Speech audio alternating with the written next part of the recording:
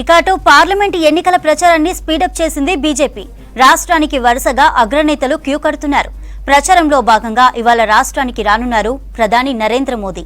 Medak, Zaheerabad parliament నియోజకవర్గాలకు సంబంధించిన BJP ప్రచార సభలకు మోదీ హాజరు కానున్నారు.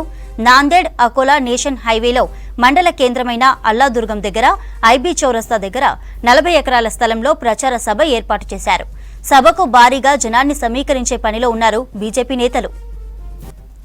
మోదీ సభను సక్సెస్ చేసేందుకు భారీ ఎత్తున జన సమీకరణకు ప్రణాళికలు సిద్ధం చేశారు. సభా వేదిక ఏర్పాట్లను కలెక్టర్ రాహుల్ రాజ్, ఎస్పీ బాలస్వామి పరిశీలించారు. సభా ప్రాంగణంలో ప్రత్యేక బలగాలతో భద్రత ఏర్పాటు చేశారు. మే 3, 4వ తేదీల్లో జరగాల్సిన మోదీ పర్యటనలు వాయిదా పడినట్లు తెలుస్తోంది. ఇక వచ్చే నెల 8న ప్రధాని మోదీ తొలిసారి రాజన్న సిరిసిల్ల జిల్లా వేములవాడకు రానున్నట్టు ఆ జిల్లా నేతలు చెప్పారు. వేములవాడలో ఏర్పాటు చేయనున్న బహిరంగ సభలో ప్రసంగిస్తారని చెప్పారు. పార్లమెంటు ఎన్నికల ప్రచారాన్ని స్పీడప్ చేసింది బీజేపీ. రాష్ట్రానికి వరుసగా అగ్రనేతలు క్యూ కడుతున్నారు. ప్రచారంలో భాగంగా ఇవాళ రాష్ట్రానికి రానున్నారు ప్రధాని నరేంద్ర మోదీ.